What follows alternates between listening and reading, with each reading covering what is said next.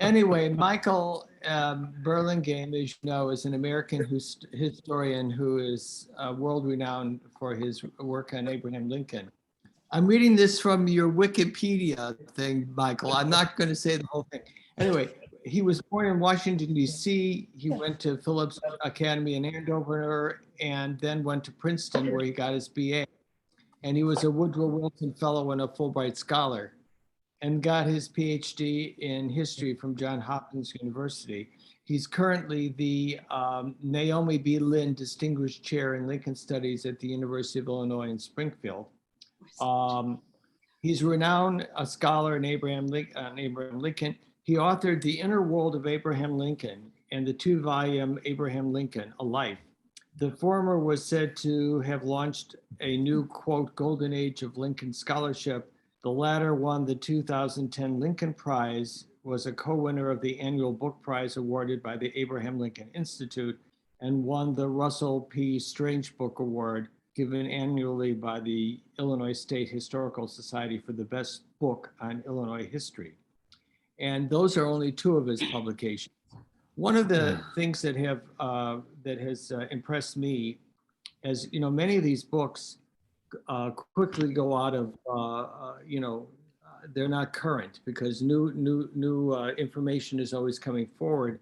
That 2-volume, and Michael, you can give them the details, that 2-volume study, which was a commissioned, got a commission to write this, is constantly being updated electronically, in that there are new citations and new additional information that's being posted on a website. And so you can confidently buy this book and know, at least during Michael's lifetime, unless they hand over the editorship of the book to somebody else at some point, you will get up-to-date information.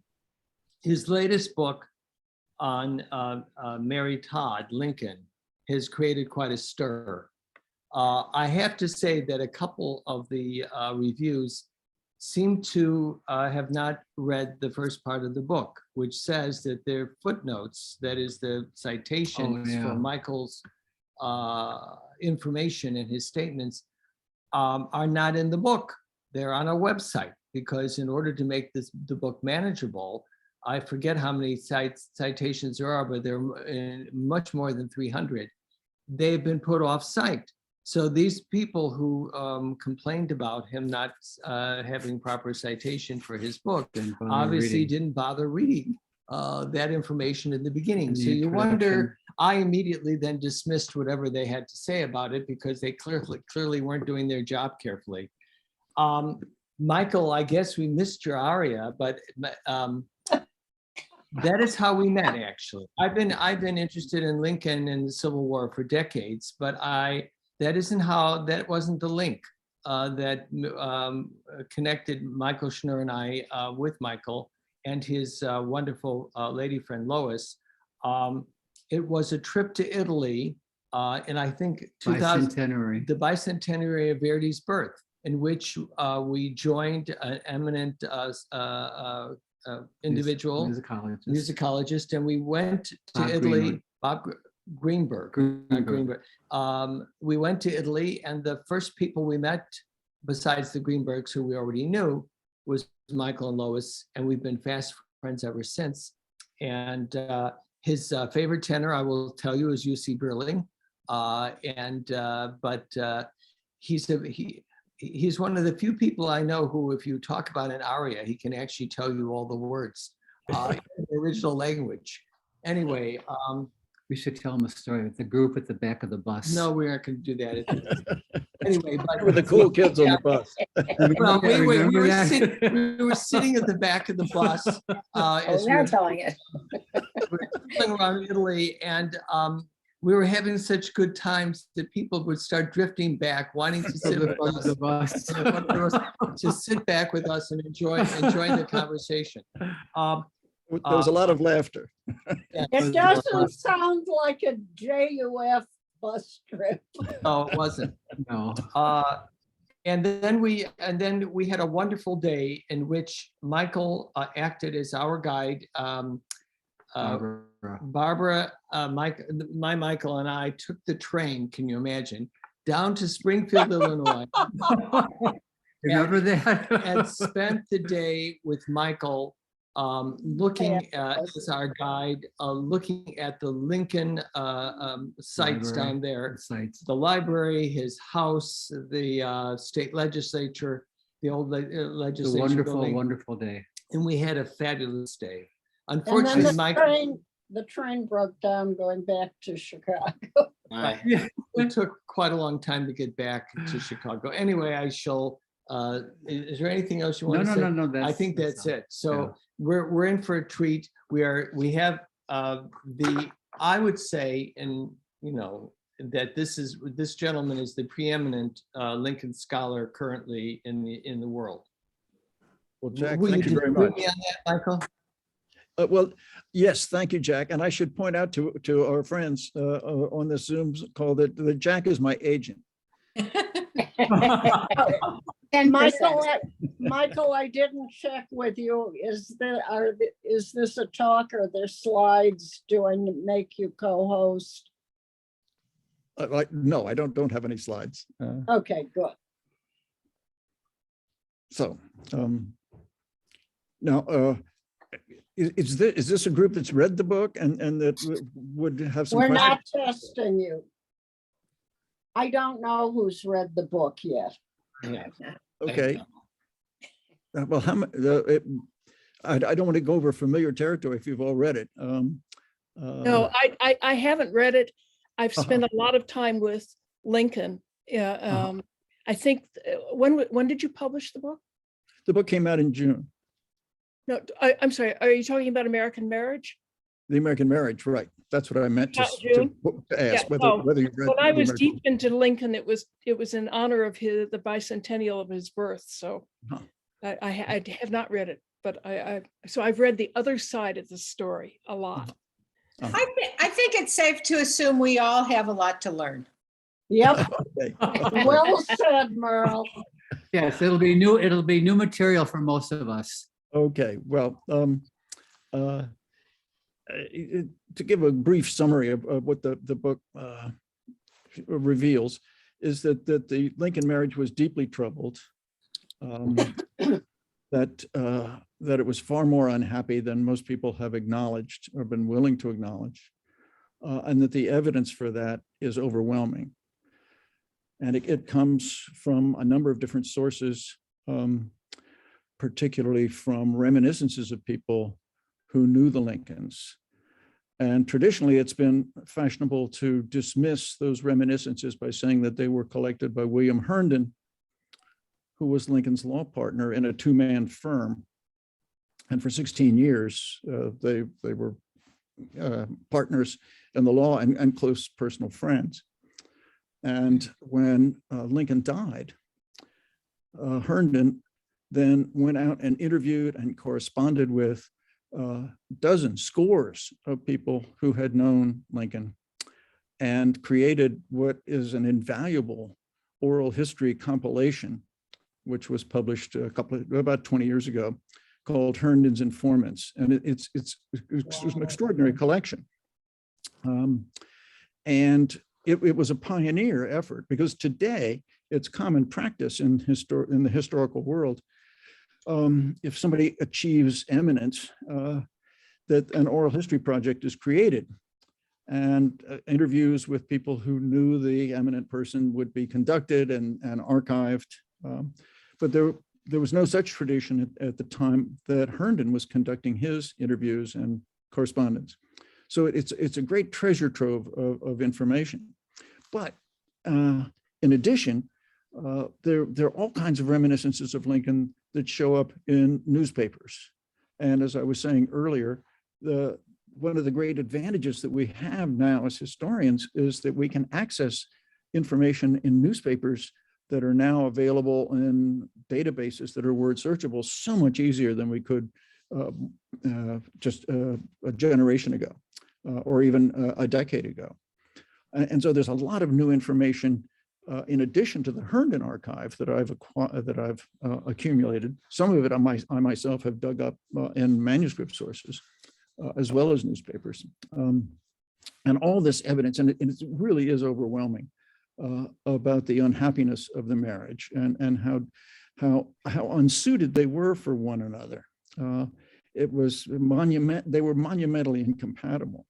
The one thing that really united them closely was mutual ambition.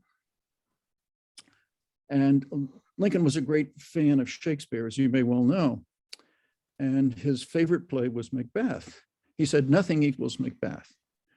And many people will say that's because of Lincoln's fatalism. And of course, Macbeth's, the overarching theme of that play is fatalism.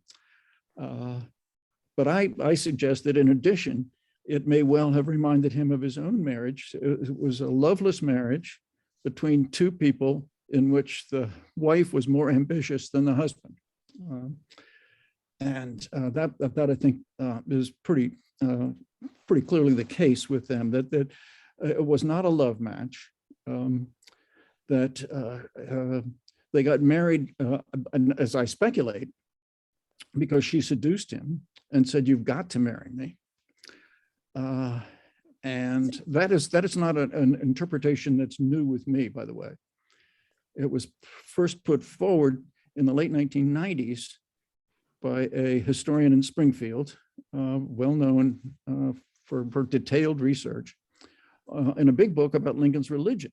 And he just has this speculation as a kind of throwaway for a page or so, saying that it's entirely likely that Mary Todd seduced Abraham and trapped him into marriage.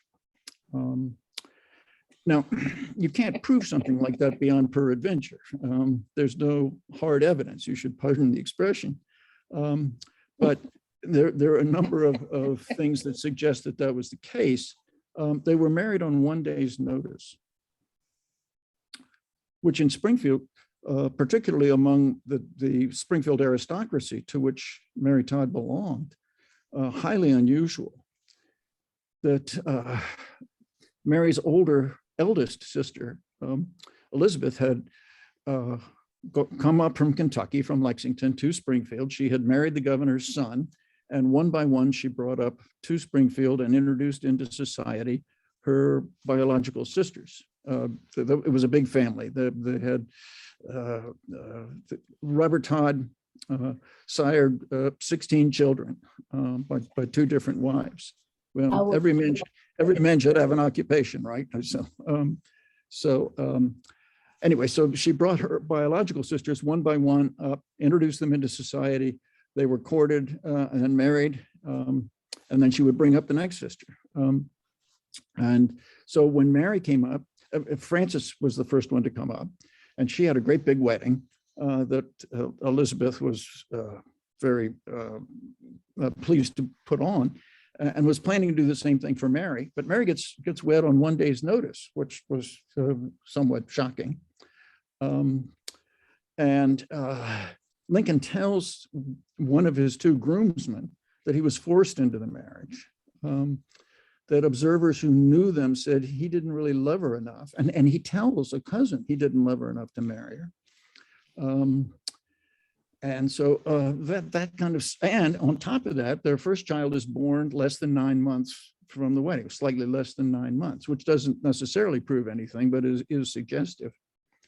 You may recall, have all of you seen the movie Lincoln, the Steven Spielberg movie that came out a few years ago?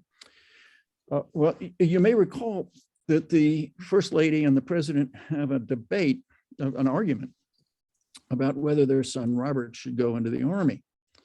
And Lincoln is saying he should, and his mother is saying, no, I couldn't stand to lose another child. They had already lost 2 of their 4 sons.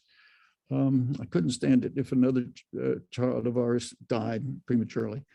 And in the course of that debate, their argument, Mrs. Lincoln says to the president, you never liked Robert. You thought I trapped you into marriage, and he was the result of that, and you've never liked him. And I was astounded at this because I make that argument in my book, in the big book, the 2,000-page biography that came out in 2009.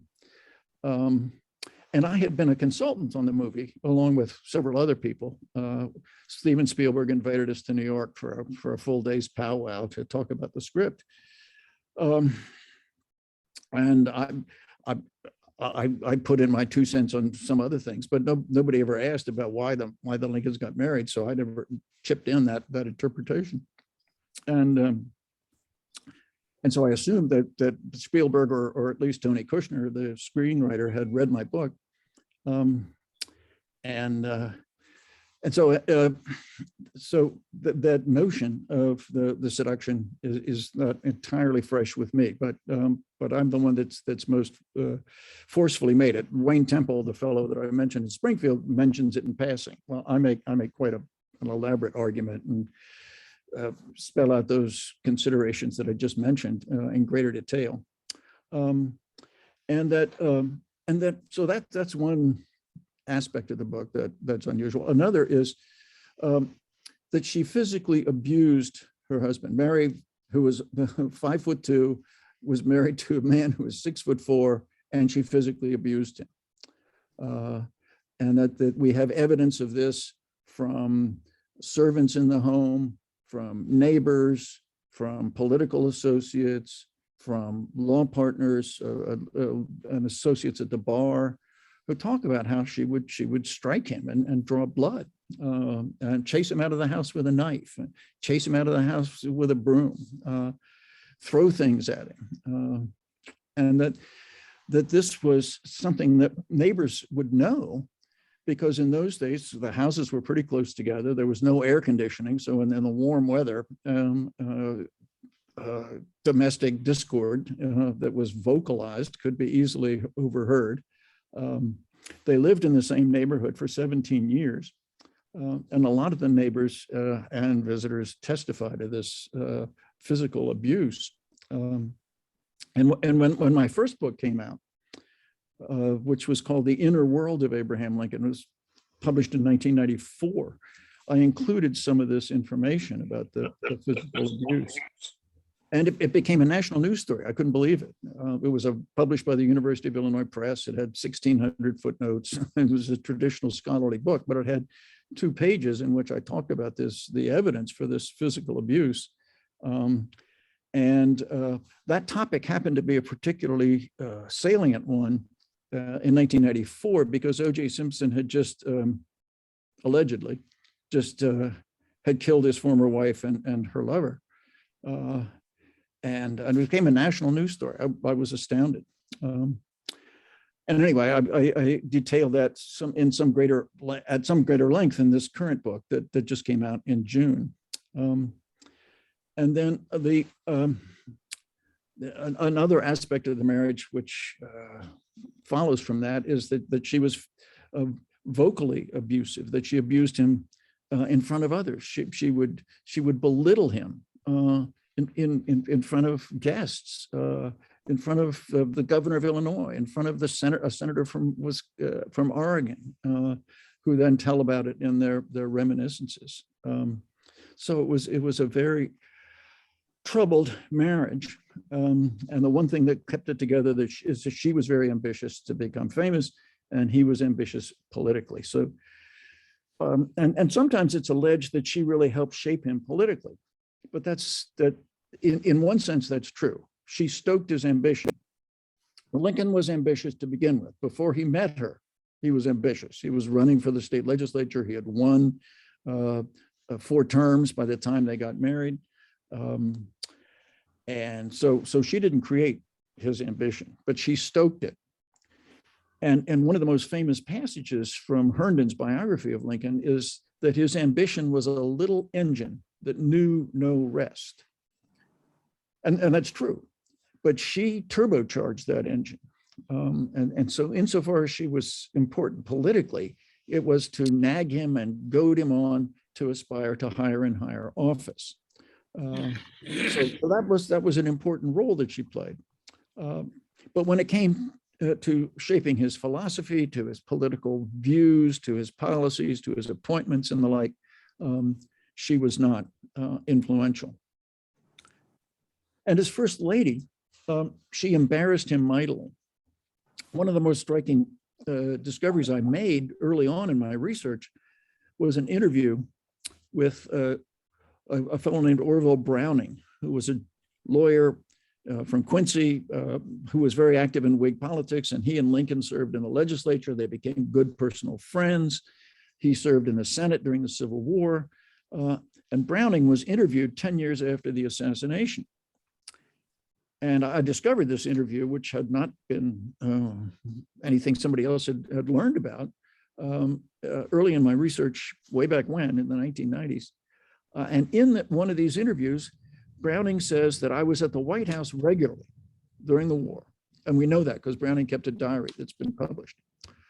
And Browning tells the interviewer, who was Lincoln's principal White House secretary, says, Lincoln told me on several occasions during the war that he was constantly terrified that his wife would bring him into disgrace. And she did, because she behaved in the most unethical fashion as First Lady. She accepted bribes and she extorted bribes. She accepted kickbacks. She padded payrolls. She padded expense accounts. She engaged in selling cotton trading permits and the like. It was truly scandalous, and so her ethical sense was pretty blunted, shall we say, and this came out, and so this was bruited about in Democratic papers, and it was then, and on top of that. When Browning's diary was published in 2 fat volumes back in the 1920s and 30s, there were 6 passages omitted. And if you see the printed version, it'll say passage omitted because of reference to Mrs. Lincoln. And so back in around 1990, I went out to Springfield. I was based in Connecticut, and went out to Springfield to do research. And so I went to the library and said, could I please see the diary, the manuscript diary, to see what those 6 passages say? And the librarian said, no, we can't do that. And I said, well, why not? And she said, well, when we purchased this document from one of his descendants, we promised not to allow anybody to see those passages. And I thought, well, phooey. And I assumed that early biographers of Lincoln had access to that diary in the 1920s. This is all in the 20s. And so I looked at some of the research notes of early biographers, and I found one of the references from the diary in which Browning is chatting with David Davis, who was a United States Supreme Court justice and was one of Lincoln's closest friends. And a biography of Lincoln had just appeared, which had some rather unflattering passages about Mrs. Lincoln. And so Judge Davis says to Browning, or Browning says to Judge Douglas, well, look, Judge, you and I know that Mrs. Lincoln was difficult, but all these stories in this book about how she stole stuff from the White House after Lincoln died, you know, that's exaggerated. And Davis says, no. And Davis was the executor of Lincoln's estate. And he said, the evidence is too overwhelming to admit of a shadow of a doubt about her guilt. She was a natural born thief. She stole stuff out of her insatiable need to steal. Oh, holy mackerel.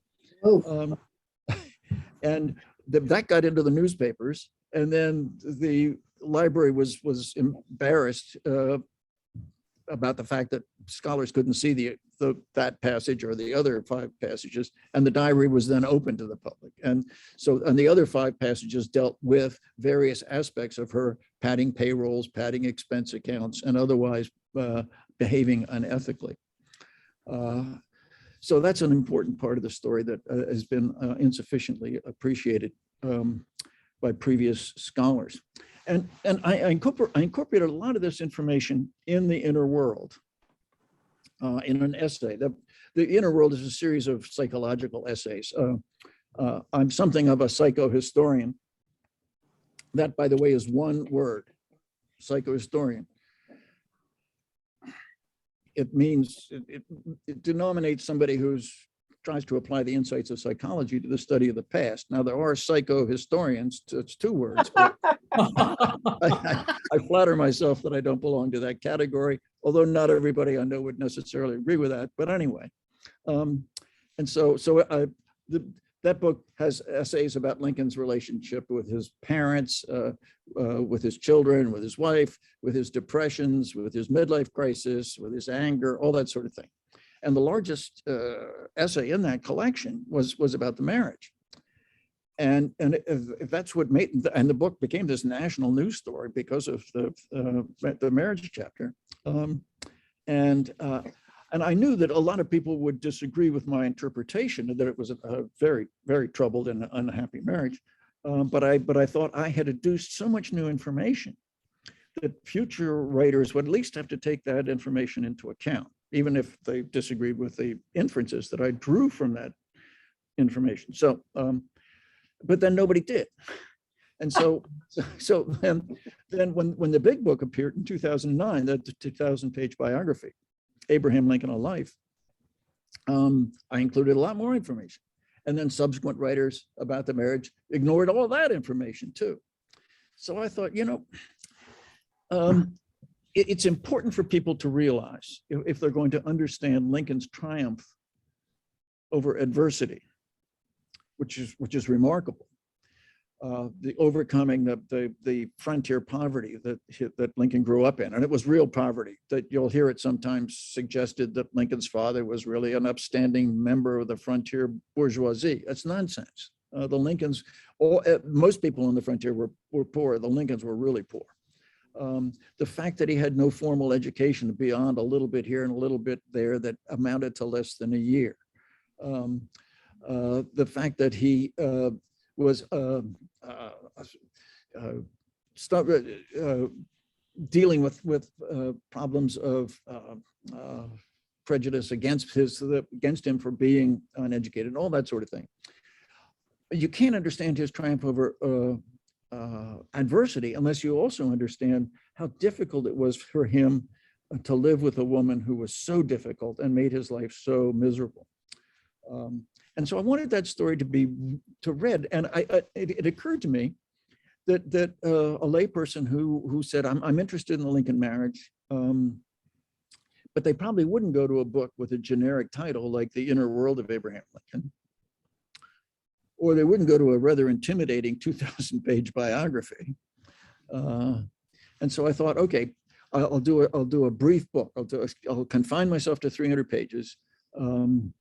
And that's one of the reasons, by the way, that I put the footnotes online, because if I included them, it would have been a 450-page book. And I thought, that's a little more intimidating. I want this book, I want this aspect of Lincoln's life understood, and therefore I want to keep the book to a manageable size. And so I wrote this book, including a lot of new information that had come to light even since 2009, thanks to those newspaper databases that I described earlier. So anyway, that's the gist of the book. And one of the problems with doing a book like this is that you really seem like a meanie, treating this woman who had suffered the death of her children, or 3 of her 4 children, who had her husband murdered at her side at the peak of his fame and fortune. And so I start off the book by saying, and I mean it, is that she's more to be pitied than censured. That she had a very hard life in many ways. I mean, she was born into a wealthy family and a politically prominent family, but she suffered a lot of psychologically dislocating events. For example, her mother dies when she's 6, and to lose any parent as a child is tough. My father died when I was an adolescent. It took a long time to come to terms with that, but to lose your mother when you're 6, that's something else again. Her father then immediately remarries. He's got 6 children. He's a busy man. He wants a second wife to help deal with these children. So he quickly remarries a much younger woman. And she says, dear, don't pay any attention to the children you had by that dead woman. Pay attention to the 9 children we're going to have. And they did. They had 9 children. And all of whom survived except one. One died in infancy. So, so I speculate, this is speculation, but I think it's plausible, that Mary's father, in order to placate his new wife, tuned out his first children emotionally. I mean, he provided for them, but in order to get along better with his wife, he paid most attention, insofar as he paid attention to his children at all, he paid attention to the stepchildren, the second batch of children. And so Mary felt as though she had been tuned out, had been abandoned emotionally by her father. Now her youngest brother makes that argument in a legal case, in documents saying that this stepmother alienated the father from all of his first batch of children, including Mary. So she and children, I'm told on reliable authority, that children intend to interpret the death of a parent, especially young children, as a willful act of abandonment. And that's crazy, but apparently that's how kids think. So she feels abandoned by her mother, who dies on her, abandoned by her father emotionally because he tunes her out.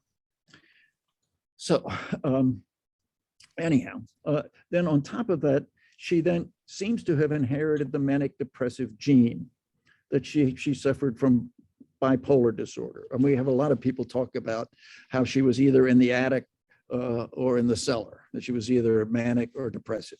And that's no fun to inherit that gene and to go through life with that. She had terrible problems with menstrual problems, which she talks about in a letter, and which neighbors talk about.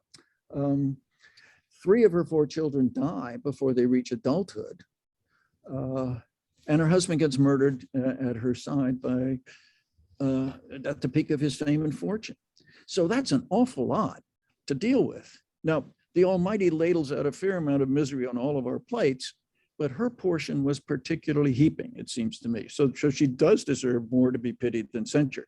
On the other hand, she made her husband's life very miserable. And what was the dynamic behind that misery? Well, I speculate, and I think this is not implausible, just based on elementary psychological principles, is that she was seeking a surrogate father because her biological father had withdrawn. Lincoln was 10 years older. He was over a foot taller, and he radiated a quality of being a wise man, an older man, a wise older man beyond his years. And so she was drawn to him as a father, potential father surrogate. He was drawn to her because she was educated. She knew Henry Clay personally. Henry Clay was one of the leading political figures of the day, a senator from Kentucky who was also in those days when senators were as important as presidents, leading senators. And she knew him personally. She was educated far beyond the average degree of education that women were exposed to in those days. And she knew literature, she was sophisticated, and he was drawn to her. And they got engaged fairly early on in their courtship. And then as time passed by, there was a long period where they were separated. When they got back together, he broke the engagement. And I think for 2 reasons. One is he realized that they were truly incompatible. That just temperamentally and social background, and her sister, Mary's sister Elizabeth, said, you really ought not to get married. You two are just incompatible. Just your background, temperament, values, interests, and all that just are not suitable for one another. But and the second reason is Lincoln fell head over heels in love with a beautiful 18-year-old. He was 31. That this beautiful 18-year-old comes to Springfield. He and almost every male in Springfield falls in love with her, and then he breaks off the engagement to Mary. But then his conscience bothers him, and he feels terribly guilty because he's made a promise, and now he's reneged on the promise. and he has a very sensitive conscience. And so she clearly wants to get back together with him. She was approaching the age of 24 when they got married. And in those days, that was tantamount to being an old maid, the dreaded state of spinsterhood. And so that makes it even more plausible that she seduced him. She did want to marry somebody, and that the only other eligible bachelor on the scene at that time that was courting her was a man who was 16 years older than she, had what she called two sweet little objections, that is, children. So the seduction, I think, hypothesis makes some sense in part. And also, would she seduce him? It's pretty unethical, right? As first lady, she showed she had very little ethical sense. So would she stoop to the technique of seduction in order to marry? It seems to me plausible. Anyway, so those are some of the most controversial aspects of the story that are incorporated into this book. And there's elaborate evidence for this. Just take my word for it. And then there are 150 pages of footnotes that if you're truly skeptical. And then I have an appendix that is an essay at the back in which I look at the evidence that has been adduced to show that they had a happy marriage.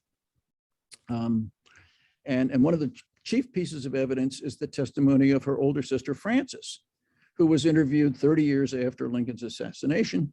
And she said, well, people say that they were unhappily married, but I lived in Springfield. I was his sister-in-law, and I know that they were happily married.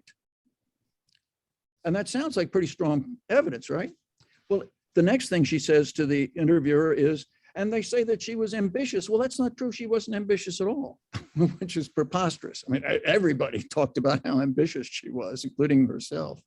So her evidence is not very convincing. And then there's a letter that is cited by the standard biographer of Mrs. Lincoln from a woman who knew Mrs. Lincoln during the Civil War in Washington, who was married into the political leadership class. And she said, shortly after Lincoln died, she said, some people said that he never really loved her. But I know that she thinks she had his love. And that's something that women who have been married that long are usually pretty accurate about. Well, that is then used, that letter, by the standard biographer to say something entirely different from what the letter says. She says, Mary had her husband's deepest love. And which is not what so that means this outside observer is testifying to this. But in fact, the letter that's supposedly quoted, that's misquoted, it says she thinks, that is, Mary thinks she had her husband's love and affection, which is something quite different. And then that historian then goes on to garble it further by saying that this outside observer, this woman testifying to the nature of the Lincoln marriage, said that is something that one woman can't deceive another one about. But that's not what the letter at all says. It says that a woman who's been married as long as married was is seldom wrong about understanding that her husband loved her. So the evidence that's been cited to the happiness of the marriage is really pretty unpersuasive. Anyhow, so that is a kind of historiographical controversy, which I confine to the appendix, and the main part of the book is to describe the marriage as it evolved over time between their wedding in 1842 and then the assassination in 1865. So anyhow, I'm happy to try to field questions or responses or objections. So please fire away or question away. Yes. I'm curious. This question is for the psychohistorian, one word. Okay. Given everything you've told us about her, Yes. what would you speculate accounts for her ambition that was at such a high level? Well, I think children who feel that they're unloved will seek surrogate forms of love as adults. and fame, wealth, social status, or oftentimes, and Jack, help me out here if I'm misstating what it seemed to me to be pretty well. Oh, established. you're doing a, yeah, they're looking for acceptance, Right, looking for Right. approval and acceptance, either sublimated or direct. right, and that this sort of thing of fame and fortune and light is a kind of substitute for love. Yes, And it's never enough. it's never It's not enough. a real thing. And it gets worse. The older they get, the worse it becomes. Right, It Right. grows with their age. It's just, Right. it's something that it's characterological. right. It doesn't change. Didn't she actually tell people that she was going to be the wife of the president of the United States way before Lincoln even started this journey? There is testimony from childhood friends of Mary's that she said that she was going to marry a president. Now, you're skeptical about that kind of story. It seems a little implausible, but you get it from more than one source, and you think, well, and then you see how ambitious she was and how she kept nagging him to go further ahead. It seems more plausible than it might at first. So she seems to have indicated that, at least to some friends, that her ambition was to become the most famous woman in the land, which would be the wife of the president. Which I believe fits in with her psychopathology. She started out as a fantasy world. I mean, something that was completely unrealistic, but she didn't take into account her reality, and she made it a reality. I mean, it was like the realization of a fantasy. I mean, I think she's a fascinating character. I have a question about Herndon's oral history. Right. I mean, it's kind of just related to it on the side. What do you think was his primary purpose of doing? Because first of all, it's not done back then. Right. And so it was very innovative and rather revolutionary in terms of documenting events. What do you think his primary purpose was in doing that? I'm curious about his motivation. Well, I think he was a great admirer of Lincoln. Yes. And he feared that the true story would never be told. Well, he himself wanted to write a biography. Is part of the reason. And so his original intention when he conducted these interviews and conducted this correspondence was not to create a treasure trove which future historians could use. It's one that he himself wanted to use to write a biography. Okay. However, he was hard pressed economically. And a few years after starting to compile this fantastic treasure trove of information, he sold it to a biographer, a guy named Wardhill Lamon, who then published a book that relied fairly heavily on this archive. Then the archive was then acquired by the Library of Congress in the 1940s. And it became controversial because the leading Lincoln scholar of that era, the 20s, 30s, 40s, and into the 50s, was a gentleman named James G. Randall. And he was a historian at the University of Illinois, at that satellite campus over at Champaign-Urbana. And he really established Lincoln studies as a serious scholarly field. Almost all the writing about Lincoln beforehand had been journalists and oftentimes good journalists who did some good digging, but not professionally trained historians. And then he in turn trained a lot of very fine historians, one of whom was my mentor, David Donald, who won the Pulitzer Prize twice for biographies of Charles Sumner and Thomas Wolfe, and was my mentor both at Princeton and at Johns Hopkins. And he was married to a woman who did a biography of Mrs. Lincoln. So Mrs. Randall wants to prove that the only woman that Lincoln ever loved was Mary Todd. and that it was a love match. And this was a romance that the American people can be proud of, because here's this woman from a socially prominent, well-to-do background, and this poor boy from hardscrabble frontier life. It sounds like a soap opera. It was, the kind of thing my mother used to listen to on the radio, right? Can Helen Trent, can she find happiness married to an English aristocrat? That sort of thing. Yeah, And so anyway, so she writes this book. the American fantasy. It's right. It's called Mary Lincoln: Biography of a Marriage, and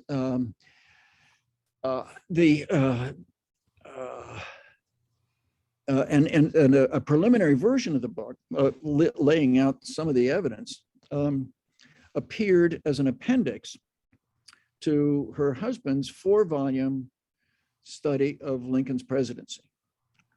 And it was an appendix dealing with the Anne Rutledge story.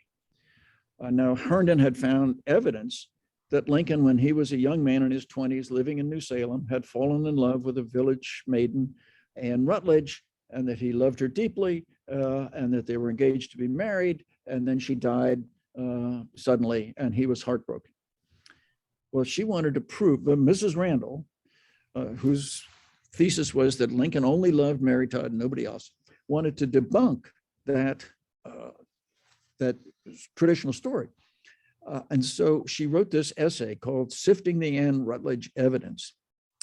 And she persuaded her husband to include it as an appendix in his 4-volume study of Lincoln, the president. Well, of course, the Anne Rutledge story has nothing to do with Lincoln, the president, but this Randall's wife is asking him for a favor. And so he says, okay, I'll throw it in.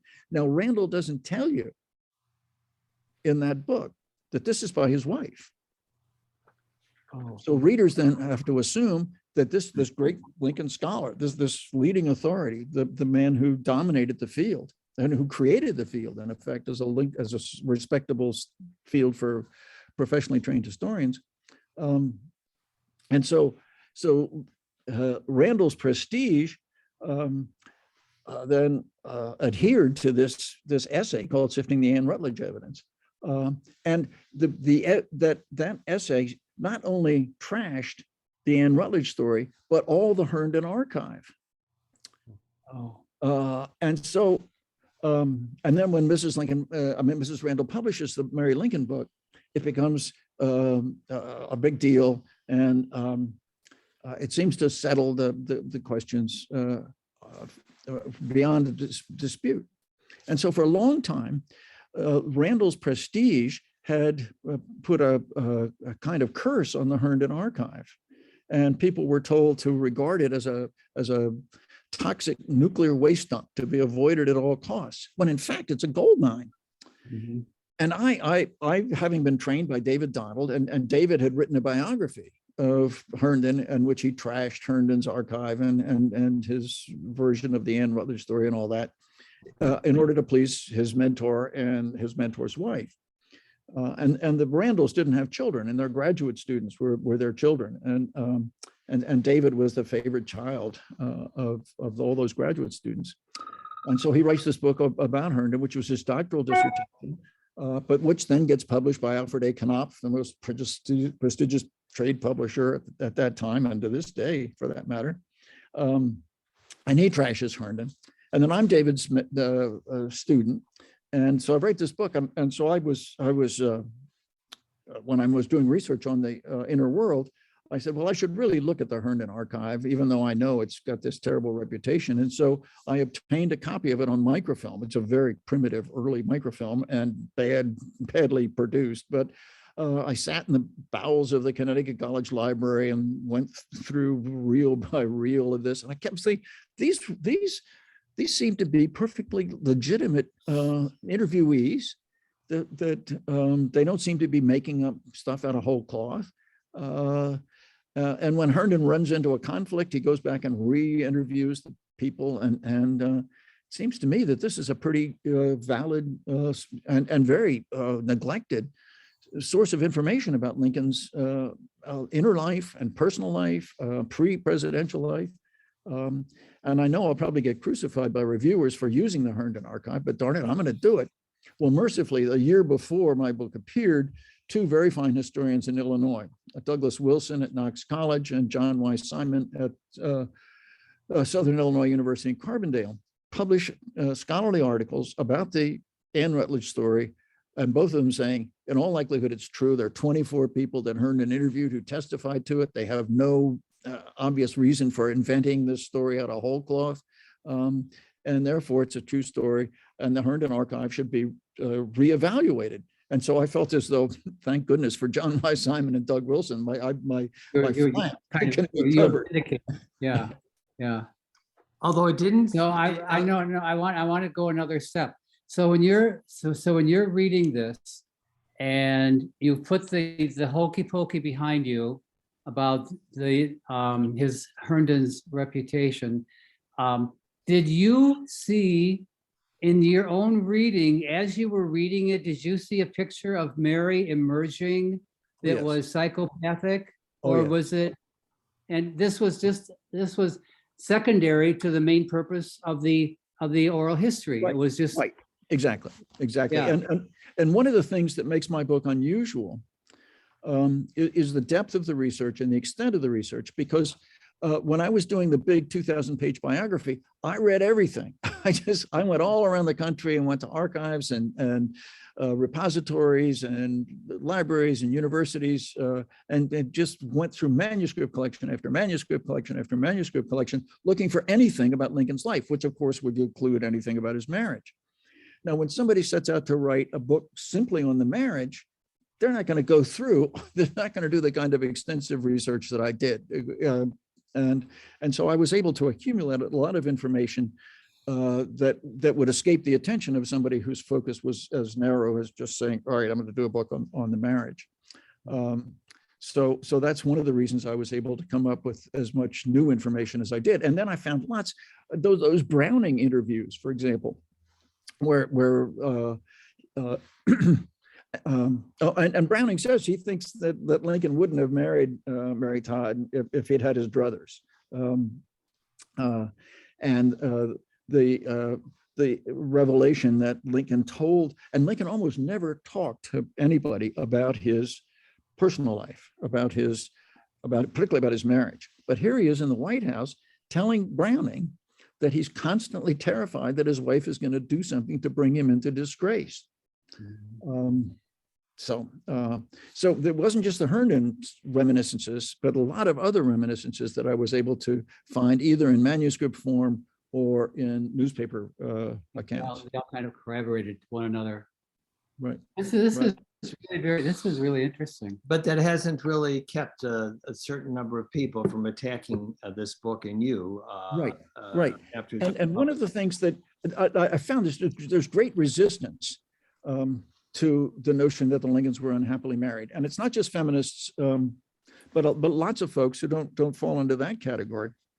And I think in part because it's a generous impulse to say, oh, the poor woman, if her husband gets murdered by her side, 3 of her 4 children die before they reach adulthood, she's more to be pitied than censured, which is true. And you seem, as I was suggesting earlier, you seem like a meanie. If you start off your book by saying she's more to be pitied than censured, and that you say in the first 4 pages, say, and then the next 300 pages are one horror story after the next, it seems a little imbalanced. And I was tempted to ask my publisher, could you please put a header and a footer on each page? And at the header, above the page, the text, it would say, she's more to be pitied than censured. And then in the footer below the text on that page, it would say, but she made her husband's life miserable. But I didn't have the nerve to actually propose that, but I thought about it. So that's one problem. The older I get, Okay. the less able I am to appreciate, I understand others' marriages. When you're a teenager and they lived happily ever after is the model of the marriage. But if you think across your friends and acquaintances to what you see of the marriage, it doesn't quite fit that, but often does not quite fit that model. And my first hint of that was when I was 22 as an Air Force wife, and one of our neighbors, I can still hear her voice, "Howie, light my cigarette." I said, now, Howie. Oh, dear. And that was just part of it. So that was my first idea that the marriage, I have a friend whose husband put her in the hospital more than once, who talked her into smashing his lower leg so that he could get disability, and beat her up on more than one occasion. And they were passionate about each other. Hmm. It's interesting that you mentioned that Macbeth was Lincoln's favorite Shakespeare play. I'd forgotten that if I knew it, but I will never forget a production of Chicago Shakespeare Theater of Macbeth in which Kevin Goodall played Macbeth. And he made it very clear that Macbeth was in sexual thrall to Lady Macbeth. He would do anything for her, anything. And I don't think that's completely false interpretation of that story, and that I do not see them as being a father knows best, Ozzie and Harriet kind of couple ever. No, and not at all. But I can't discount the idea that there was a powerful attraction of the kind that I'm talking about, that actually can include clobbering your husband. I mean, think of the things that happen in long-term marriages that even that of, that one of us or the other of us knows of, let alone the world of marriages. I am, was she problematic? You bet. But I'm not sure that it was an unhappy marriage by the wider definition of marital happiness. Well, one of the other than they lived happily ever after, Well, one of the pieces of evidence which suggests that the marriage was unhappy is the fact that Lincoln stayed away from her as much as he possibly could. That lawyers in Springfield could not make enough money just staying in Springfield 12 months of the year. They went out, every spring when the roads were passable, on what was called the circuit, and then every fall after the summer heat had passed, they would go out in the fall on the circuit. But Lincoln was one of the rare members of the circuit bar that went out on day one that the circuit began and stayed on the circuit until it could be 3 months later and didn't go home on the weekends. And his friends all said, well, we were puzzled by that when we realized he had a terrible home life. And that's why he stayed away. And of course, and the reason he stayed away is she made life so difficult for him at home. And of course, what she wants from him is the substitute for the love she didn't get from her father. And his staying away just added fuel to the fire of her anger. Because what she did, I speculate, is that when she landed him as a husband, as a father surrogate, all the anger that she felt for her father that was buried, but was there because he'd tuned her out and married this other woman who turned out to be an unsympathetic stepmother, that all the anger, buried anger that she had at her father then gets displaced onto Lincoln. And this sort of thing happens all the time. I mean, it's just, it's a common psychological truism, and Michael Jack helped me out here. But an awful lot of people in intimate relations bring unfinished mother business or unfinished father business to the relationship. And then that's one of the most fruitful sources of marital discord and unhappiness. We say that most adults spend their whole lives growing up away from their parents. Yeah, right. It's unavoidable. It's unavoidable. Yeah. And so if my interpretation is right, she displaces anger onto Lincoln. Lincoln then stays away as much as possible. That just makes her all the more angry. And so it was a very unfortunate set of circumstances. And it's not that either of them was a bad person per se, but that they were incompatible. And it was a bad match. It was unfortunate, but that's what happens to a lot of marriages. How did she choose him over Stephen Douglas? Douglas never pursued her with any. That's a myth that there was anything like a real romantic pursuit. He said, she said, I liked him okay enough, and he said, and he was interested in politics. He wasn't interested in romance. All of his energy flew into politics, at least at that stage. And as I say, the only person who was eligible was this fellow who was 16 years older with two sweet little objections. So at 24, she thought it's now or never.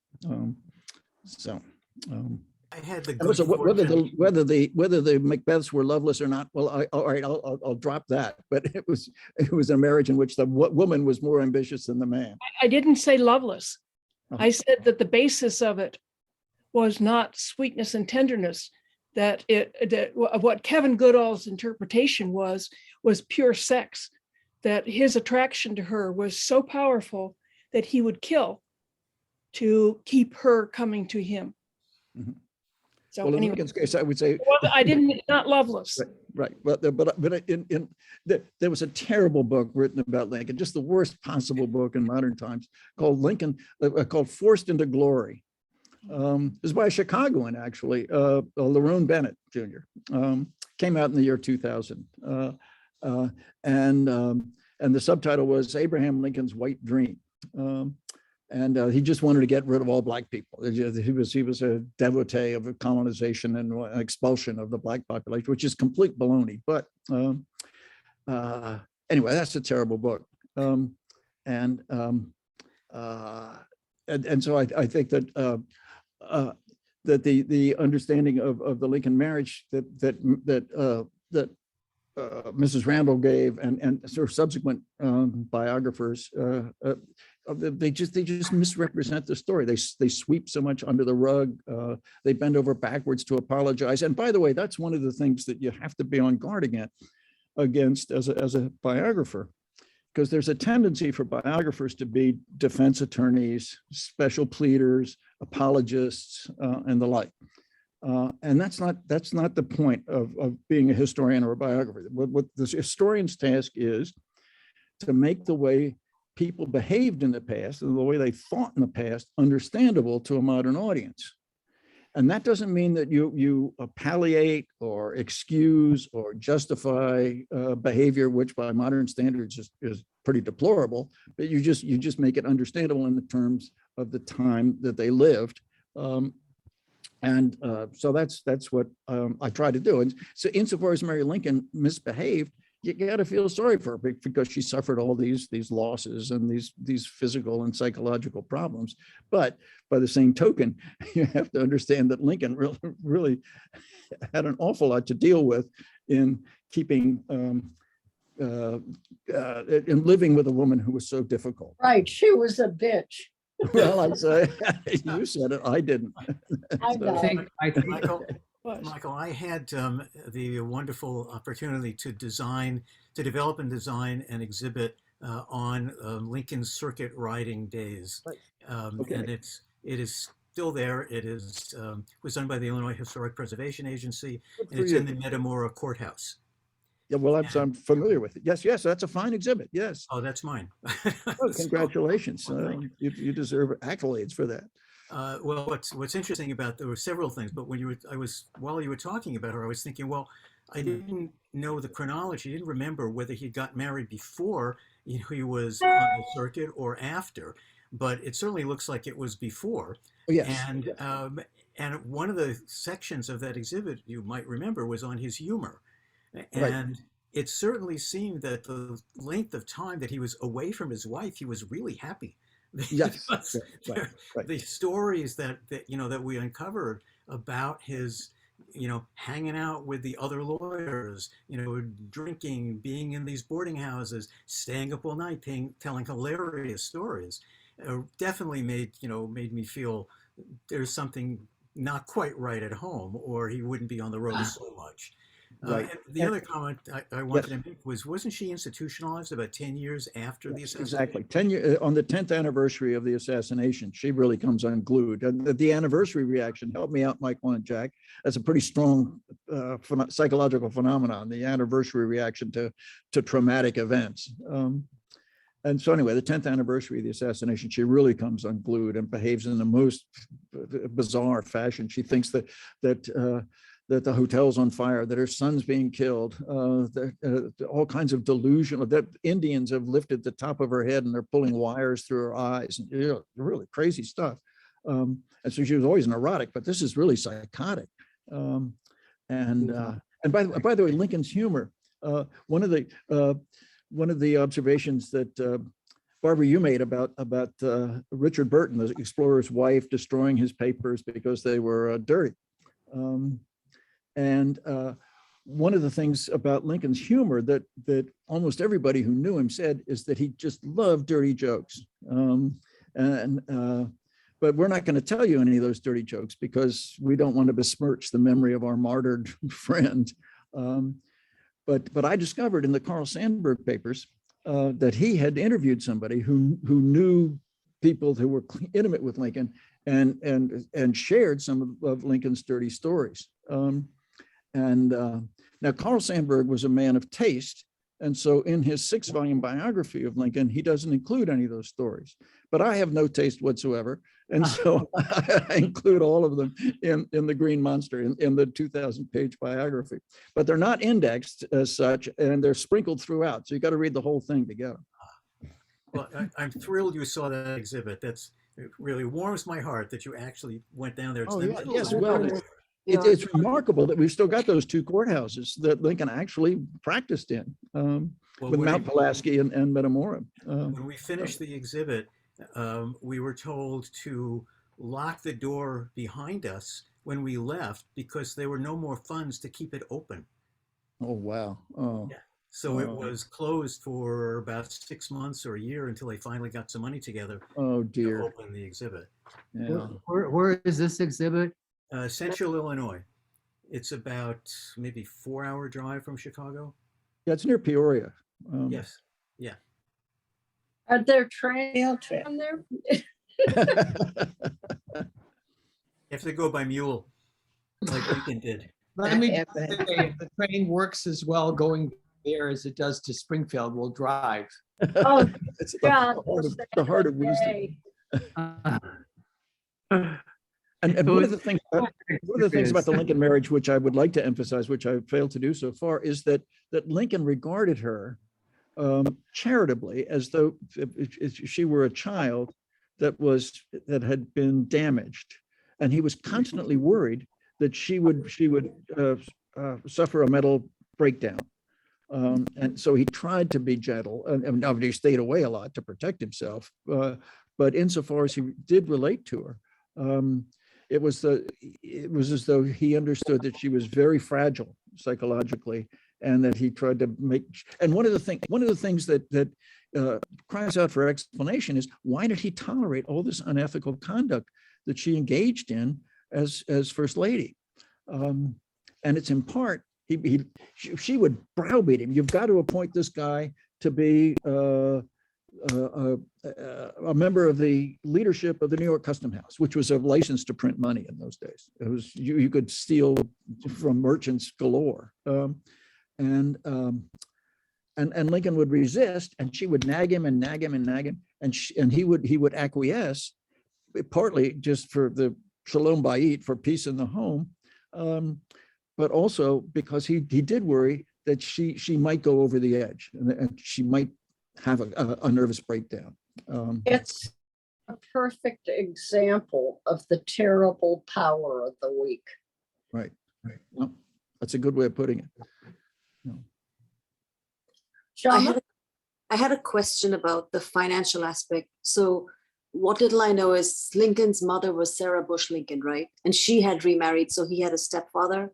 And I think from one of the books that I had read, that one of the reasons he was against slavery, it was a financial decision. It wasn't so much a ethical, moral decision.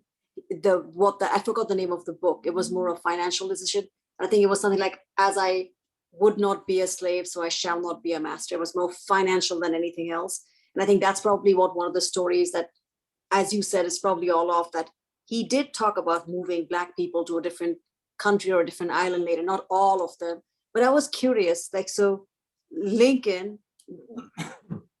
was he a good man? I mean, it's like sorry, a tallest hobbit because the other one seems like a nutbag. Doesn't mean he's a saint. I mean, from everything that I'm just curious, was he a good man? I mean, Oh, absolutely. An estimable man in many, many, many ways. And he had a profound moral hatred of slavery. He said, I hate slavery. I have always hated slavery. I cannot remember when I did not so think and feel. And the evidence for that is quite strong. And it had a moral basis. And also, I think it had a psychological basis as well. Because when Lincoln denounced slavery, as he did with consummate oratorical power and rhetorical power, in these magnificent speeches he gives in the 1850s. But the striking thing about those speeches is that he doesn't use the arguments that most anti-slavery champions of the time emphasized. For example, one of the most powerful arguments against slavery was the cruelty to which slaves were subjected, the beatings and the whippings and the like. Well, Lincoln doesn't talk about that. Another thing that was a very powerful argument was that it's monstrous that the slaveholders break up slave families, that children are sold away from parents and husbands are sold away from wives. And Lincoln doesn't talk about that. Although that argument, as Harriet Beecher Stowe made clear in her novel, Uncle Tom's Cabin, which was phenomenally successful, was a very powerful argument, but he didn't talk about that.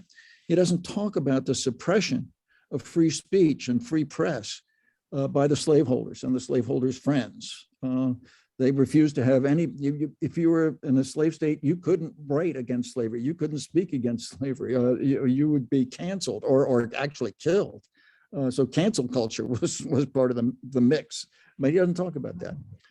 He doesn't talk about the creation in the South of a quasi-aristocratic social order where you have a small planter class that dominates the politics and the society of the South, which in a way, which was incompatible with a democratic republic. So he doesn't talk about those things. Instead, he emphasizes over and over again that it's a monstrous injustice that somebody goes out and works in the hot sun all day and somebody else derives all the profits. Now, Lincoln didn't invent that argument. A lot of anti-slavery champions emphasized that argument, to be sure. But I thought it was noteworthy that Lincoln focused on that to the virtual exclusion of all these other arguments. And then I thought about that, and why would Lincoln emphasize that so heavily? And then I thought back to Lincoln's childhood and his very difficult relationship with his father.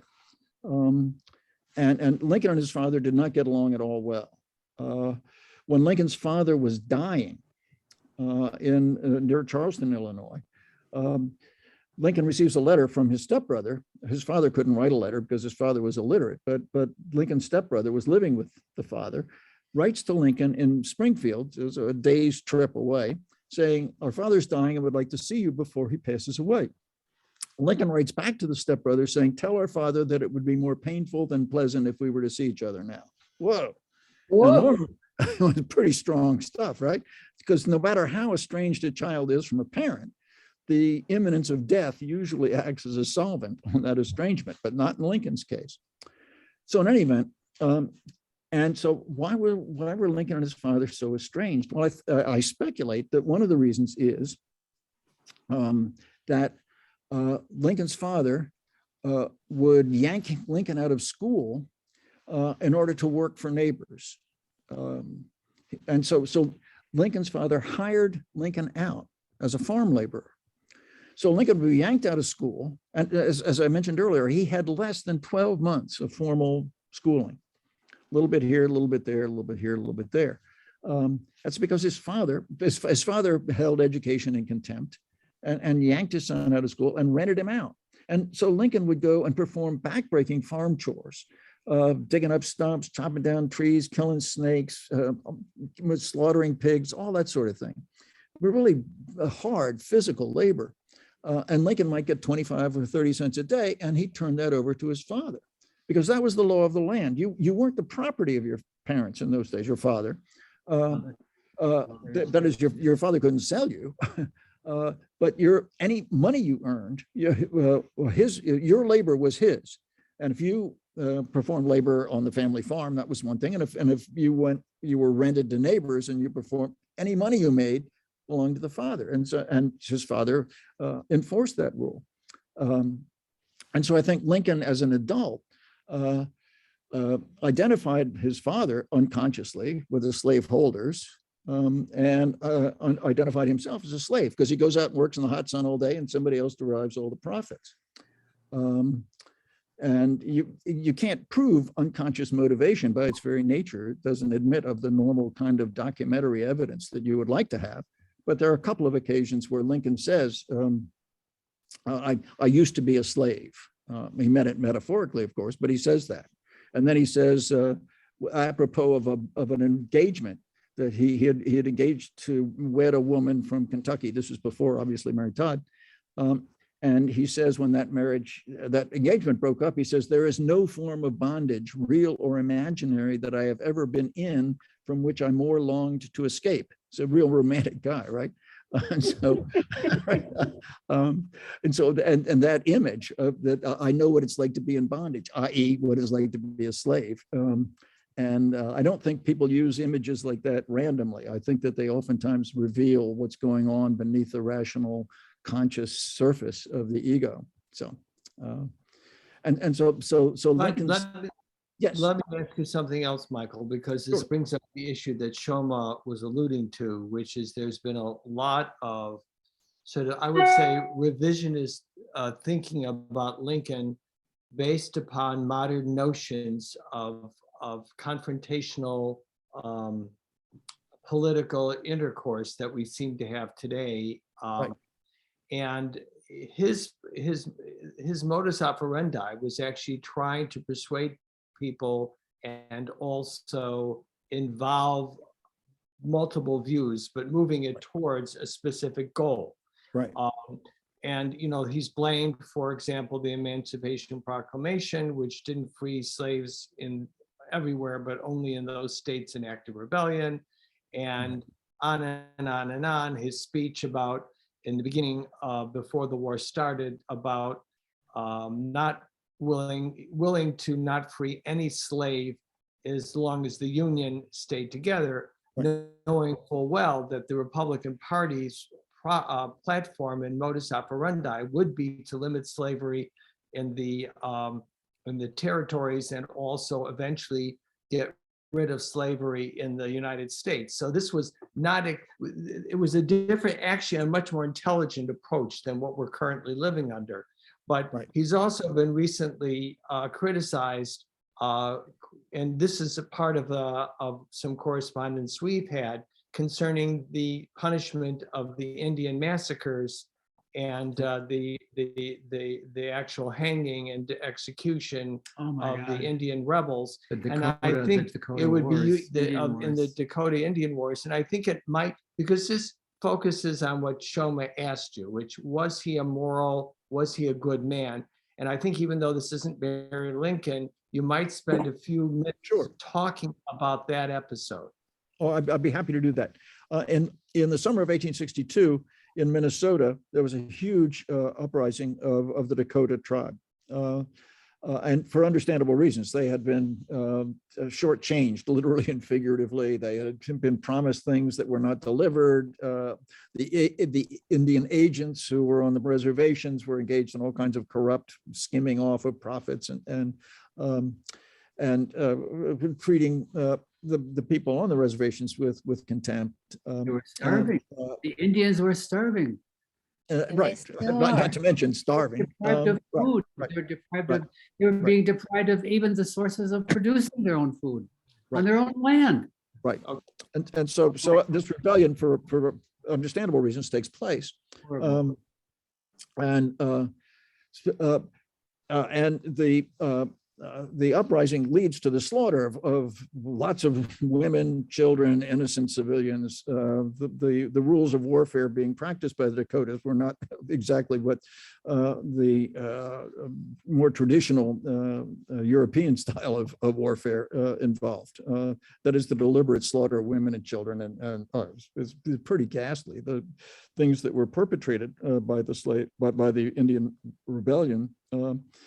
And so, and we're talking about hundreds of people and people being, thousands of people being forced to flee. And it was finally suppressed with the help of the army and the militia. And then immediately there were military trials, and 300 of the Dakota were condemned to death.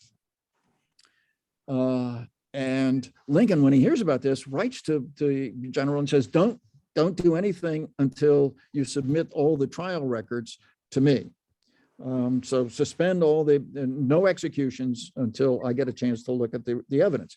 So he gets the trial records and goes over the record with a couple of lawyers from the Interior Department, and discovers that all kinds of miscarriages of justice by the standards of the time, that is, no due process, no ability to testify on your own behalf, to have a lawyer, to have an appeal, all the guarantees that are incorporated in the Bill of Rights to make sure that innocent people are not condemned for something they didn't do, are denied to these folks. And so Lincoln says, do not execute 265 of these people. So he intervenes to save 265 of the Indians, but then he does approve the death sentence for 38 who were guilty not of participating just in warfare, but participated in massacres or rape. 2 of them were convicted of rape. The others were convicted of murdering and massacring. And they were all executed on one day in December of 1862. And so it's the largest mass execution in American history. Yeah. And Lincoln approved it. But it's only after carefully reviewing the trial record to make sure that people who were just participating in regular warfare were not killed, and that only people who had perpetrated atrocities and rape were executed. So that story is grossly misunderstood. And in fact, in San Francisco recently, you may have seen that a high school was supposed to be renamed because it wasn't going to be the Abraham Lincoln High School. And it wasn't because of race, it was because of supposed injustice that these Dakota Indians were subjected to by being hanged all at once on a December day in 1862. So that Lincoln was he was bending over backwards to make sure that innocent people weren't punished. And that he was that way with Union soldiers who were condemned to death for desertion or whatever. And he would bend over backwards to find extenuating circumstances just to spare the lives of, he said, how do you take a farm boy out of Vermont and make him stay up all night on sentry duty? He falls asleep, you're going to execute him? That's crazy. But one category, interestingly enough, that Lincoln refused to cut any slack for, to show any willingness to commute the sentence, was any soldier who was condemned and proven guilty of rape. Lincoln just had no hesitation to sign the death warrant for soldiers who had been convicted by a court martial of committing that offense. What amazing insights, which I don't have words. What a day. Well, I relish every opportunity I get to speak about my favorite subject without having to grade any of your papers or exams. No, but it's just, I have, without reading and only because of posture, have never seen Lincoln as a happy man. Right. There is such a stooped, inward, right. He does not radiate happiness. Right. But anyway. Well, Lincoln was known as a man of sorrows, and you can never really you can never really appreciate why that was the case unless you appreciate how unhappy his marriage was. Because a marriage day to day to be with somebody who's hostile and contemptuous and nagging, ay, ay, ay. Yeah. Uh, That's only one way of reacting, Michael. Other ways, I would love to know her other story. ways of responding. Pardon me? So I would love to know Mary's story. She's got a backstory there too. well, I tried to sketch it briefly. The early death of her mother. No, I'm talking about her marriage. Oh, the marriage. Uh-huh. Oh, yeah. You know, I'm divorced. I was divorced once. Welcome to the And club. after I was divorced, I heard stories about my marriage that had nothing whatsoever to do with reality. It's fascinating. Mhm. Well, we do have some knowledge of because she did write, so we have letters, but they aren't particularly revealing. We do have a memoir who was written by her best friend in the White House, who was a Black woman who was her seamstress, and that contains a fair amount of marriage information about the marriage and the interaction between Lincoln and his wife. So the Written by Black somebody who was seamstress was basically educated. positive. Beg pardon? The Black seamstress was educated and could write. Well, and she also apparently had ghostwriters, although that's not established beyond peradventure, but it seems likely. But anyway, she was a remarkable woman, and so this memoir tells us a lot about the nature, and it's a friendly memoir. That is to say, Mrs. Keckley, that was the name of the seamstress, was very positively disposed of Mrs. Lincoln, but there's an awful lot of information in that book which doesn't reflect very well on Mrs. Lincoln. He was damaged. Beg pardon?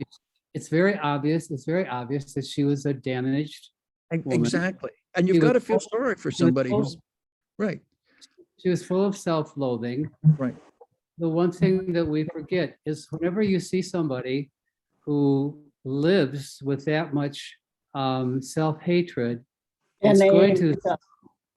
it's going to spill out, and a lot of her behavior is going to be compensatory. It's going to be trying to make up for inadequacies, either real or perceived. And I think that what bothers me is that in her case, it seems like it came out, it was expressed through her realization of her ability to control people Mhm. by dominating them. Right. And in terms of material things, by excessive spending, by being just totally decadent in terms of what she did and how she Right. did things. Right. And so what I find so fascinating, Michael, is, and I'm trying to understand, I'm going to have to sit down and read that book again, I suppose. God, it only takes me 6 months. It's only 300 pages. The person who is dominating will do so consistently and continuously in small ways and in large ways. Now, the person who is being dominated has a choice of how he responds. Right. And so either he can absent himself, which I believe he did frequently. Right.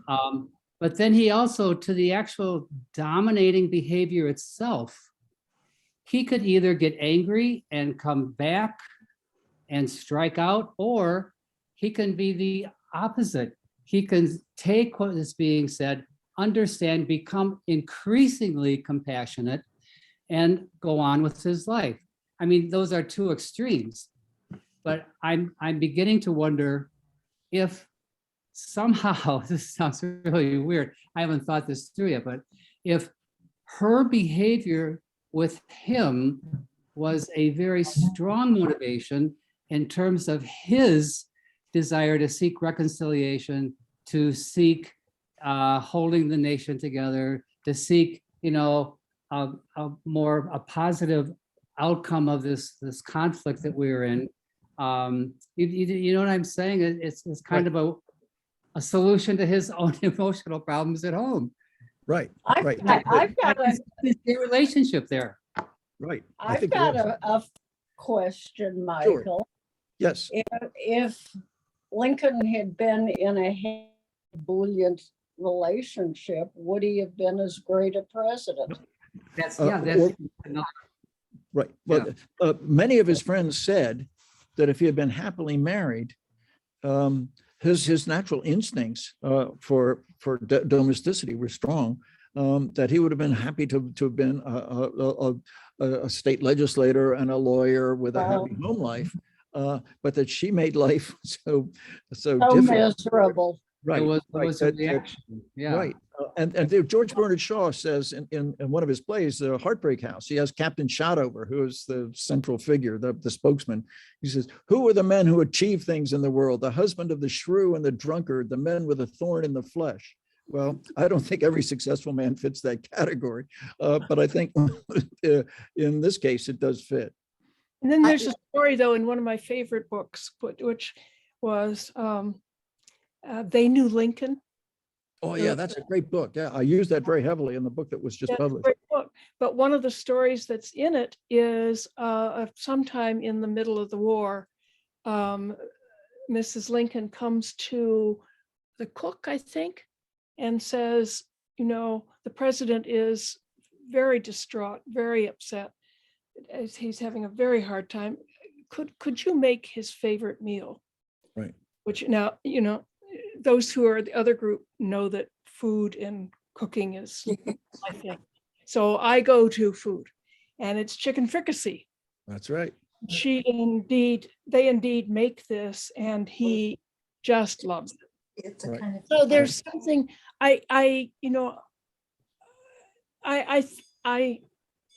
I'm inclined to think this is a complex relationship, as opposed to pure, she's a bitch, he's a saint.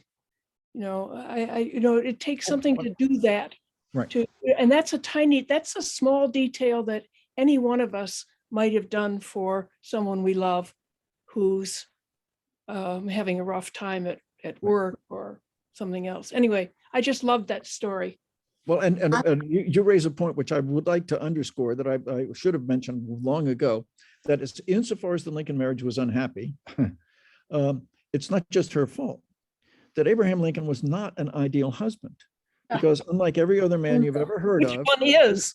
right? Unlike every other man you've ever heard of, Abraham Lincoln was emotionally reserved and uncommunicative. And- Rest my case. I have a Shona. question. but really, very seriously in that department.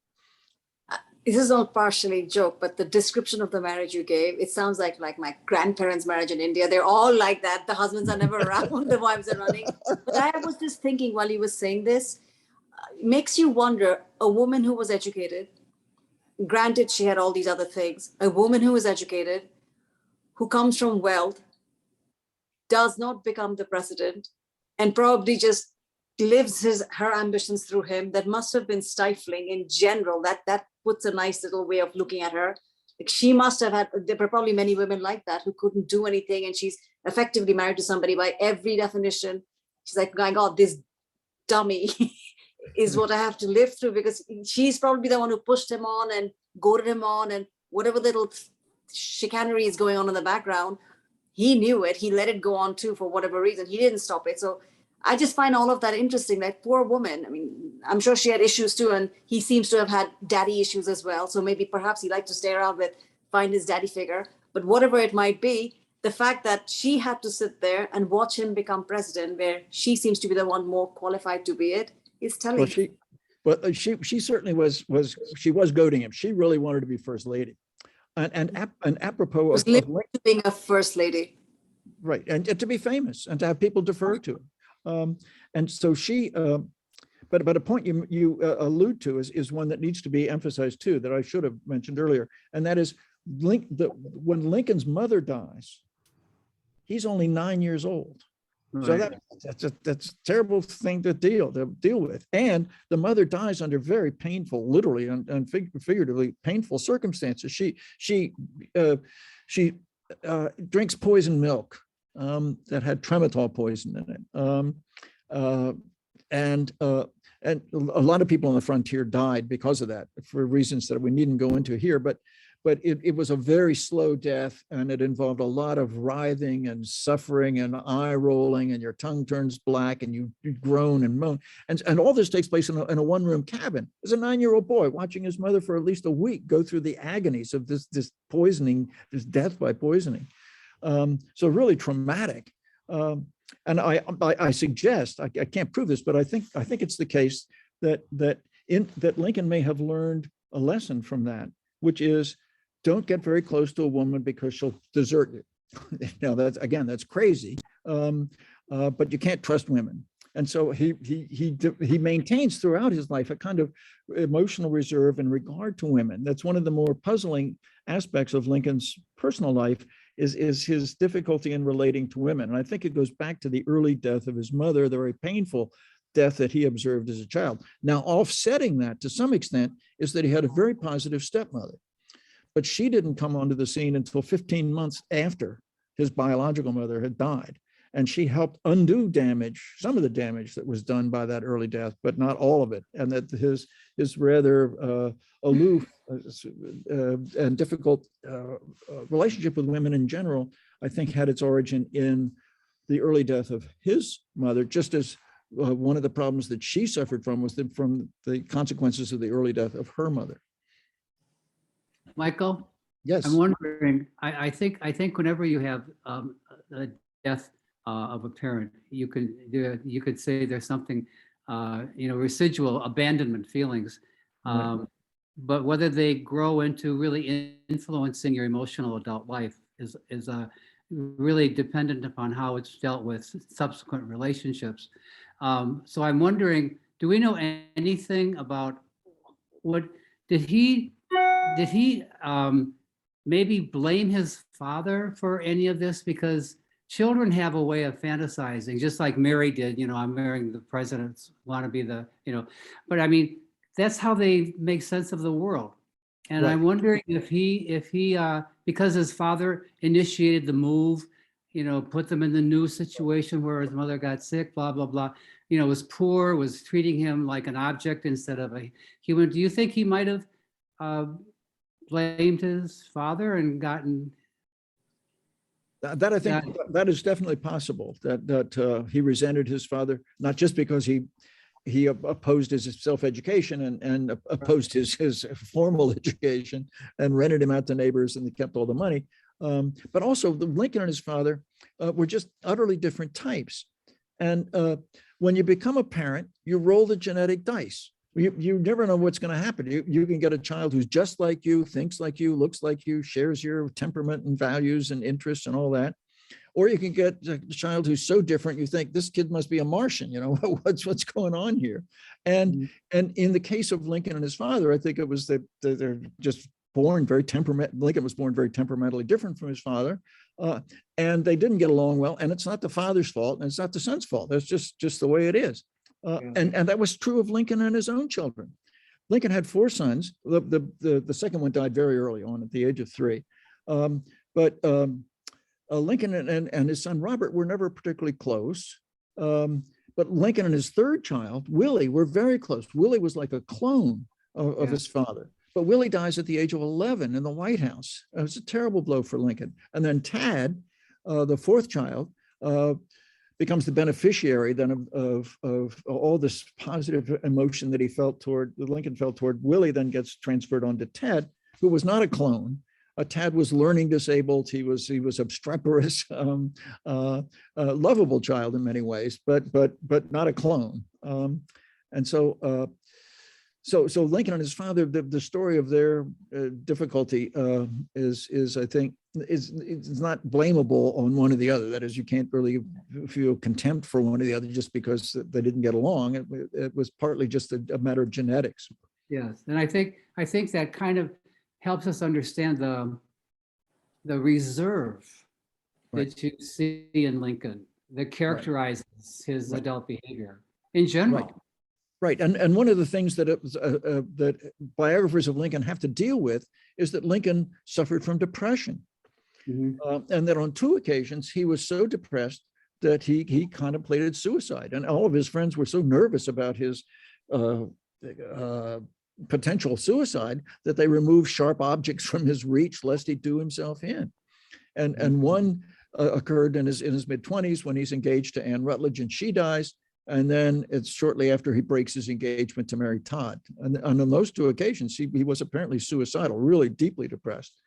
He snapped out of it, but then later in life, he was predisposed to depression. And I think one of the most plausible explanations for that is the early death of his mother. The psychologists, there are all kinds of reasons why people get depressed, but one of the more fruitful sources of depression, as I understand it, help me out, Michael and Jack, if I'm wrong, but is the early death of a parent.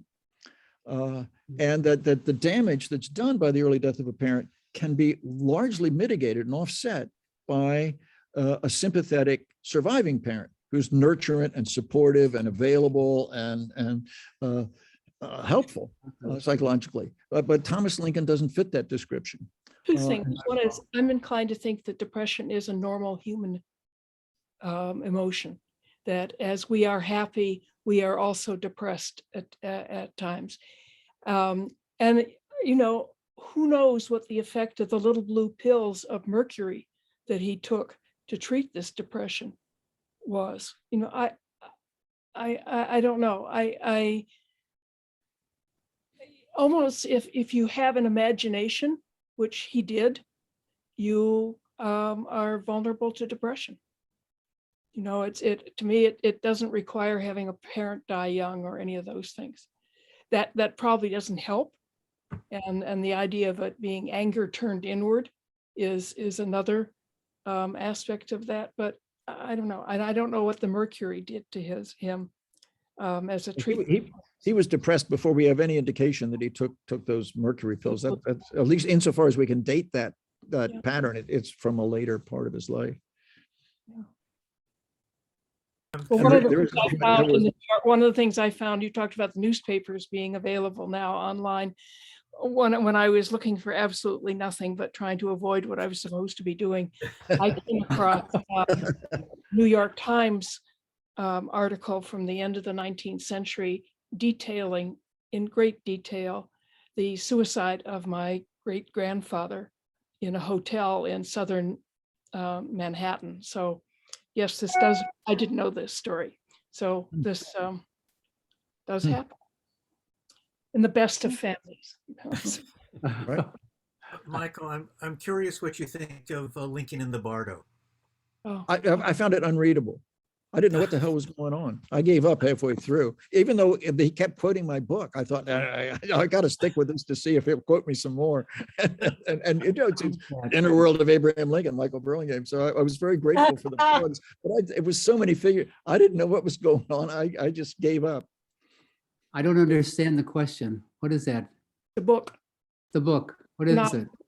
It's a novel called Lincoln in the Bardo, and it's about Lincoln's relationship with Willie, who died at 11, and Yeah. so he's goes to the tomb, and it's this kind of magic realist book with a emphasis on the magic rather than the realist. But and it's about his relationship and his grief over the loss of his son. Well, and that's an important subject, and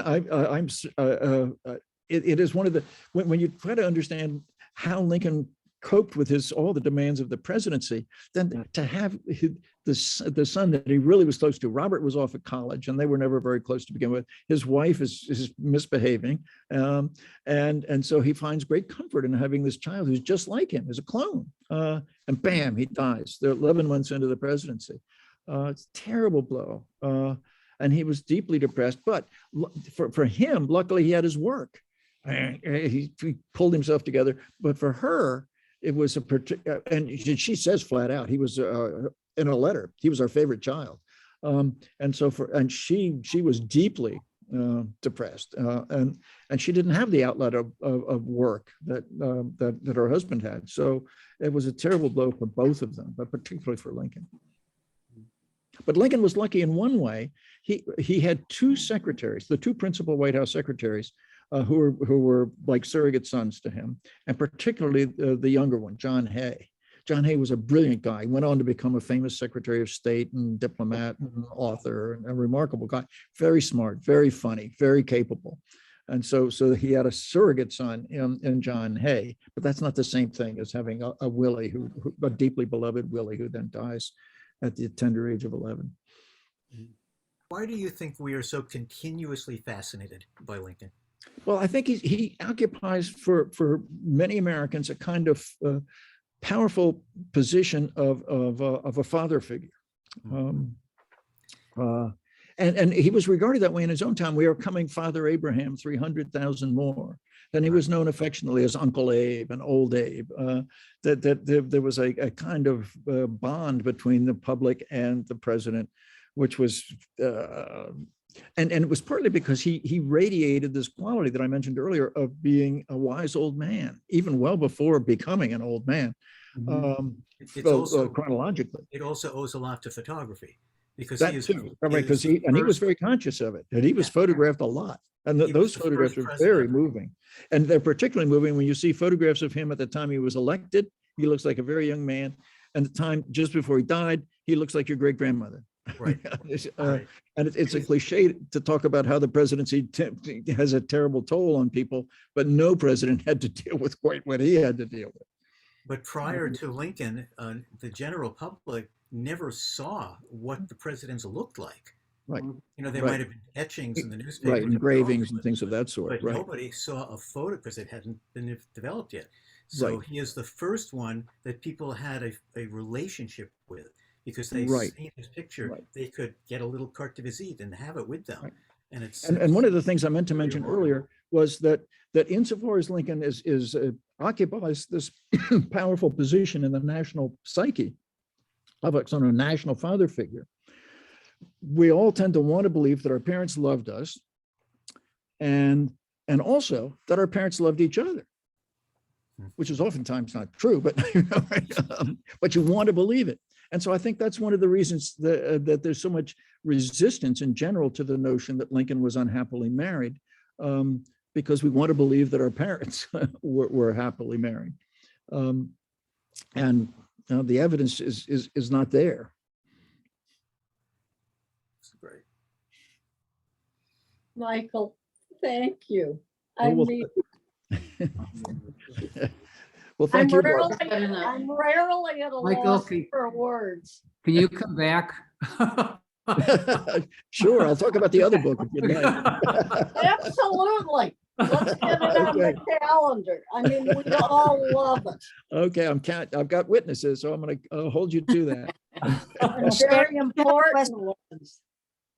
Did Sherry have a question? Pardon me? Sorry. Did Sherry have a question? Shari, you had a hand raised. Sorry. It occurred to me that both Lincoln and Mary married up. She wanted a father figure, and she wanted notoriety and importance. And he got education out of it and money. So they both married up. Well, he certainly. But But the standard interpretation of marrying up is the poor boy, the poor person marries the rich person, and there have been some people who said that the reason Lincoln married her was because he wanted to have the Whig aristocrats, that is the well-to-do supporters of the Whig Party, which was his party, in addition to the roustabouts. That doesn't. He was engaged to marry Anne Rutledge, who certainly doesn't fit that category. He does propose to a young girl, actually a 16-year-old, and he's in his 30s, Sarah Rickard, who wasn't going to provide that.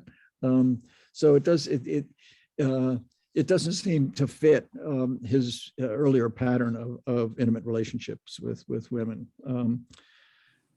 But he was then criticized when Lincoln runs for the first time for Congress. He's defeated partly because he has allied himself with the aristocratic element and has lost touch with the common people.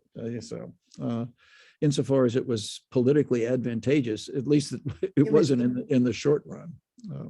Thank you. Anyhow, thank you Thank very you. much for inviting me. Thank you all for coming. Oh, And I'm going to Michael, hold you to this marvelous promise. I see want you to talk. again. I want to talk about the other book, the one that just came out. It's called The Black Man's President: Abraham Lincoln, African Americans, and the Pursuit of Racial Equality. Be sure to buy it. You don't have to read it, but be sure to buy it. Thanks again. Michael, come up with some dates that you're available. I will do that. Give us Thanks once again, Barbara. Wonderful. Good to see you, Bye, Jack. Good to see you, all. Michael. Bye Bye. now. Michael. Ciao. Ciao. Happy ciao. Thanksgiving, everybody. You too.